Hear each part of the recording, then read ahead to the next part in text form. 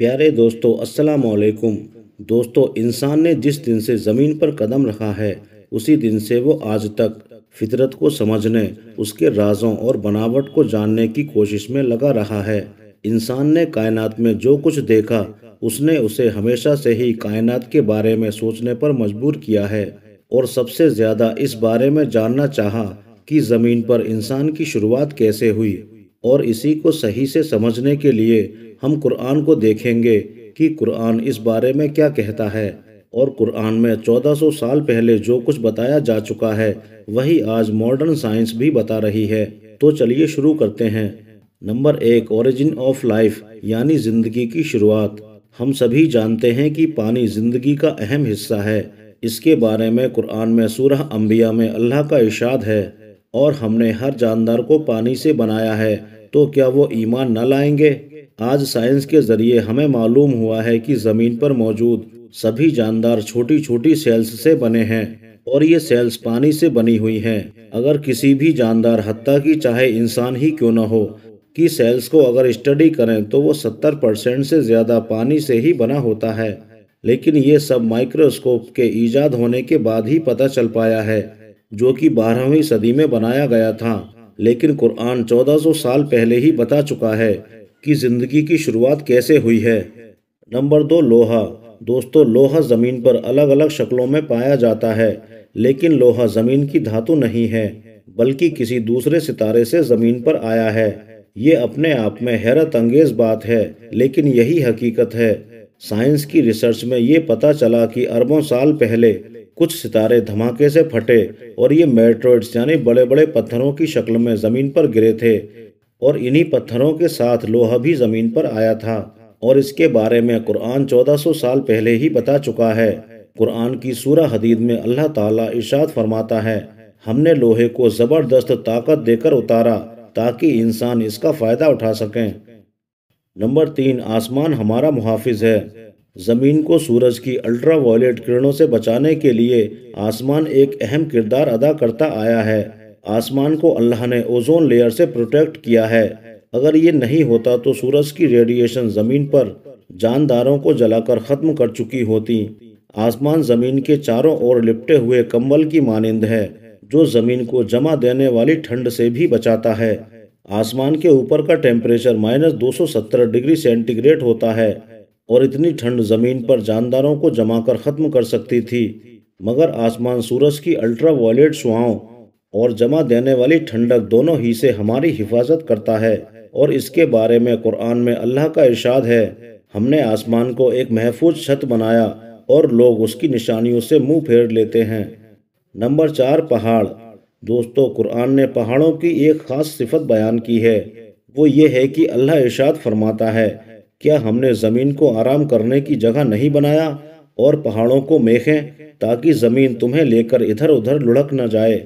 इसका खुलासा ये है कि पहाड़ ज़मीन में मेखों यानी कीलों की तरह गढ़े हुए होते हैं, और इनकी जड़ें ज़मीन के अंदर काफ़ी गहराई तक धंसी होती हैं। और इसकी तस्दीक जियो साइंटिस्ट फ्रैंक प्रेस की लिखी हुई किताब द अर्थ से होती है कि पहाड़ दरअसल एक खूंटे की तरह होते हैं, जो जितना ज़मीन के ऊपर होते हैं उससे कई गुना ज़्यादा ज़मीन के अंदर होते हैं। इसी की एक मिसाल माउंट एवरेस्ट है, जो ज़मीन के ऊपर 9 किलोमीटर ऊंचा है, जबकि इसके ज़मीन के नीचे की गहराई तकरीबन 125 किलोमीटर है। और इस बात का भी 20वीं सदी की शुरुआत में टेक्टोनिक प्लेट्स टेक्निक के बाद ही पता चल पाया है। इन पहाड़ों की वजह से ही बेहद तेज स्पीड से घूमती हुई इस ज़मीन में वाइब्रेशन नहीं होता है। साइंटिस्ट के हिसाब से अगर ये पहाड़ नहीं होते तो ज़मीन हमेशा वाइब्रेट करती रहती और एक ही स्पीड और एक ही डायरेक्शन में नहीं घूमती। नंबर 5, एक्सपेंडिंग यूनिवर्स यानी कायनात का फैलना। अरबी लुगत में आसमान के कई मायने हैं। एक मायना यूनिवर्स भी है। अब से 1400 साल पहले, जब एस्ट्रोनॉमी का कोई इल्म इंसान के पास नहीं था और ना ही जब टेलीस्कोप जैसी कोई भी चीज़ ईजाद हुई थी, उस वक्त कुरान ने ऐलान कर दिया था कि आसमान को हमने अपनी कुदरत से बनाया और बेशक हम इसे फैलाते जा रहे हैं। और इसी बात को एक अजीम साइंटिस्ट स्टीफन हॉकिंग ने अपनी किताब a brief history of time में की है कि ये 20वीं सदी की सबसे बड़ी रिसर्च है कि कायनात वक्त के साथ साथ फैलती जा रही है। اور یہ سب قرآن میں 1400 سال پہلے ہی کلیئر کر دیا گیا تھا۔ نمبر 6، سورج کا گھومنا۔ سائنٹسٹ پہلے یہ سمجھتے تھے کہ سورج ایک اسٹیشنری ہے، مطلب ایک ہی جگہ ٹھہرا ہوا ہے، اس کی اپنی کوئی گردش نہیں ہوتی ہے۔ سال 1512 میں ایک سائنٹسٹ نکولس کوپرنیکس نے اپنی ایک ریسرچ میں یہ بتایا کہ سورج، چاند، ستارے زمین کے چکر نہیں لگاتے، بلکہ زمین اور چاند ستارے سورج کے چاروں اور چکر لگاتے ہیں، اور سورج اپنی جگہ پر ہی ٹھہرا ہوا ہے۔ اور ایک زمانے تک سائنٹسٹ اسی بات کو مانتے رہے، مگر ماڈرن سائنس نے یہ بات ثابت کر دی کہ صرف زمین اور ستارے سورج کے چاروں اور ہی نہیں گھومتے، بلکہ سورج بھی اپنی ایکس پر گھومتا ہے اور ان پلانٹس کو لے کر یونیورس میں ایک طرف چلا جا رہا ہے۔ مگر یہ بات قرآن میں 1400 سال پہلے ہی بتا دی گئی تھی، اور وہی ہے جس نے رات اور دن اور چاند اور سورج کو پیدا کیا، اور سب ایک گھیرے میں تیر رہے ہیں۔ ایک دوسری جگہ فرمایا کہ کائنات کی ہر چیز تیر رہی ہے۔ ایک اور جگہ قرآن میں اللہ نے ارشاد فرمایا کہ سورج اپنی منزل کی طرف بڑھا چلا جا رہا ہے، اور یہی آج کی ماڈرن سائنس بھی پروف کرتی ہے۔ مطلب یہ کہ اگر اس ریسرچ سے پہلے سائنٹسٹ بھی قرآن کے ان دعووں کو جان لیتے تو قرآن کو جھوٹا ثابت کرتے، لیکن آج ہم جانتے ہیں کہ قرآن کے ایسٹرونومی سے تعلق کے دعووں کو آج کی ماڈرن سائنس صحیح ثابت کرتی ہے۔ نمبر 7، سمندر۔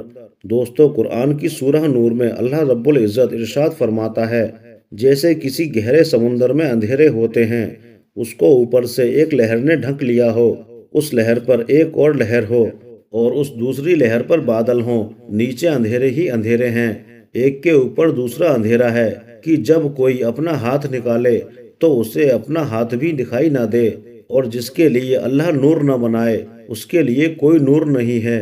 عام طور پر یہ سمجھا جاتا تھا کہ لہریں صرف سمندر کی اوپری سطح پر ہی چلتی ہیں، مگر ماڈرن سائنس نے ریسرچ کر کے یہ ثابت کیا ہے کہ لہریں سمندر کی صرف اوپری سطح پر ہی نہیں چلتی بلکہ نیچے تک ہوتی ہیں، مگر یہ لہریں انسان کو اپنی آنکھ سے دکھائی نہیں دے سکتی، بلکہ ان کو ایک خاص تکنیک کے ذریعے ہی دیکھا جا سکتا ہے۔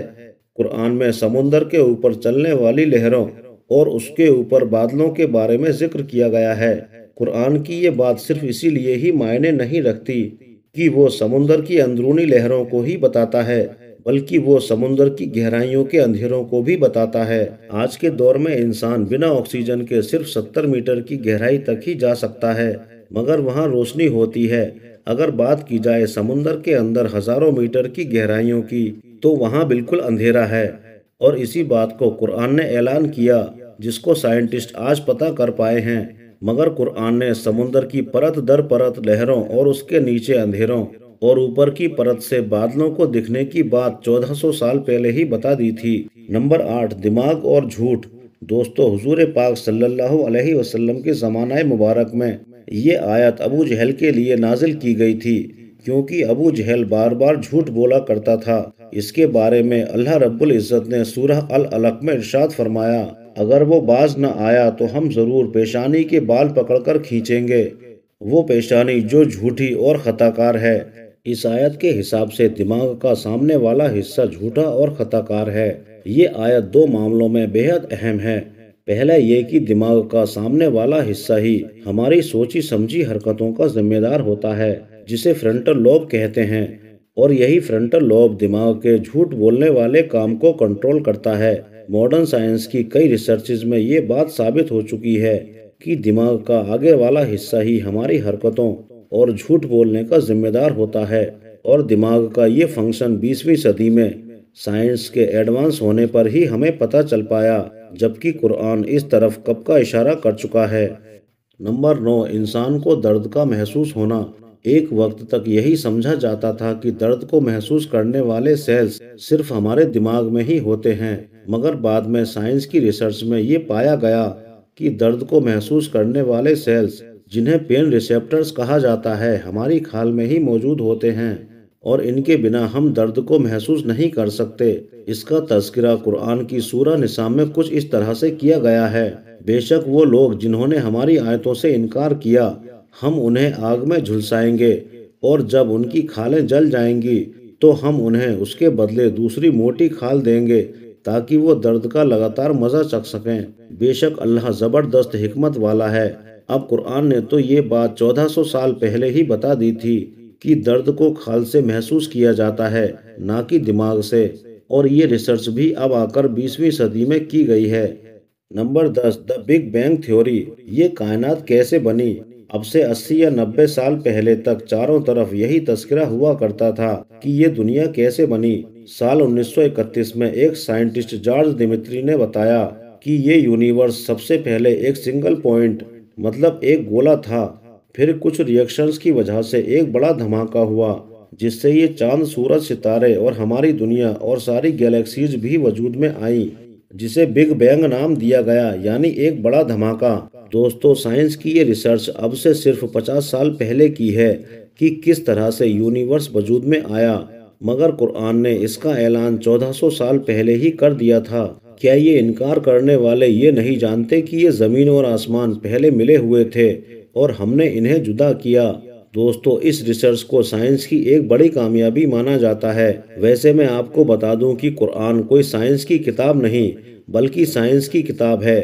سائنس یعنی SIGNS، یعنی نشانیوں کی کتاب، جو ہمیں اس کائنات میں غور و فکر کرنے کی طرف انوائٹ کرتی ہے تاکہ ہم اس کو بنانے والے اپنے رب کی عظمت کو پہچانیں۔